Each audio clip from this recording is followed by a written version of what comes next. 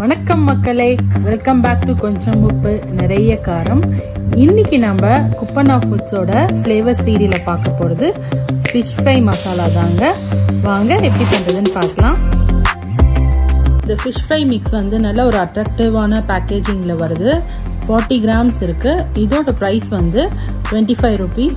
ஒரு 1 kg fish பண்ணுறதுக்கான அளவுக்கு மசாலா இதில் இருக்குது. இதை ஓப்பன் பண்ணி பார்த்துடலாம். இந்த பேக்கெட்டை கட் பண்ணி நான் ஒரு பிளேட்டில் போட்டுக்கிறேன். இதோட கொஞ்சோண்டு தண்ணி சேர்த்து மிக்ஸ் பண்ணிக்கணும். எந்த கன்சிஸ்டன்சினா ரொம்ப திக்காகவும் இருக்கக்கூடாது, ரொம்ப வாட்டரியாகவும் இருக்கக்கூடாது, ஒரு பேஸ்ட் கன்சிஸ்டன்சியில் இருக்கணும். ஸோ நம்ம ஃபிஷ்ஷில் தடவுறப்போ அது நல்லா உள்ளே வந்து மசாலா இழுத்துக்கும். ரொம்ப திக்காக இருந்தால் மசாலா வந்து அவ்வளோ உள்ளே இறங்காது. ஸோ அந்த கரெக்டான பதத்தில் நம்ம மிக்ஸ் பண்ணி நம்ம ஃபிஷ்ஷில் மேரினேட் பண்ணிடலாம். ஃபிஷ்ஷோட எல்லா சைடுமே இந்த மசாலா படுற மாதிரி நம்ம மேரினேட் பண்ணிக்கலாம். இதுக்கு நம்ம தனியாக உப்பு வந்து சேர்க்க தேவையில்லை, அதுலேயே உப்பு சேர்த்துருக்காங்க. நல்லா மிக்ஸ் பண்ணிவிட்டு நம்ம வந்து இதை 1 ஹவருக்கு அப்புறம் நம்ம ஃப்ரை பண்ணிக்கலாம். இது வந்து நான் நல்லா மிக்ஸ் பண்ணிவிட்டு ஃப்ரிட்ஜில் வைக்க போகிறேன். நான் வந்து 2 டைப்ஸ் ஆஃப் மீன் எடுத்திருக்கேன். விரால் மீன் 1/2 kgயும் சங்கரா மீன் 1/2 kgயும். இது 1 kgக்கான அளவு. நான் 2 மீனுக்குமே பாதி பாதி சேர்த்து போட்டிருக்கேன். ஃபிஷ் வந்து மேரினேட் பண்ணி 1 hour ஆயிடுச்சு. இப்போ இதை ஃப்ரை பண்ணி எடுத்துக்கலாம். 2 தோசைக்கல் தான் வச்சுருக்கேன்.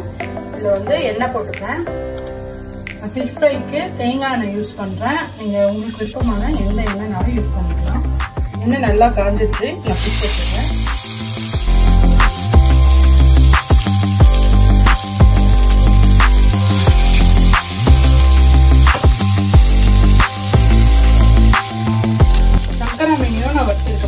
இதுக்கு நான் கோகோனட் ஆயில் தான் யூஸ் பண்ணுவேன்.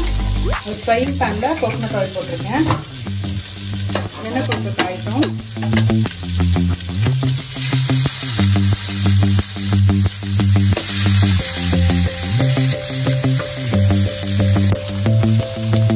ஒரு 2 minutes ஆயிடுச்சு. இப்போ நான் லைட்டாக திருப்பி போட்டுருக்கேன்.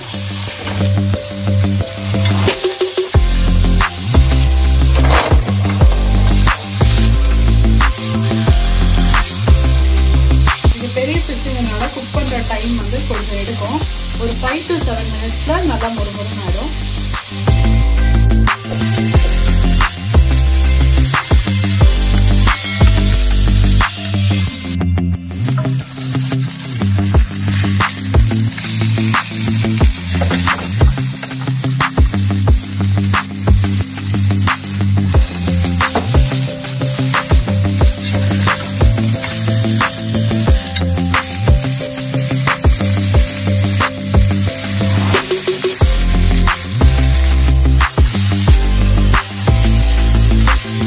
ஃபிஷ் வந்து ரெடி ஆயிடுச்சு.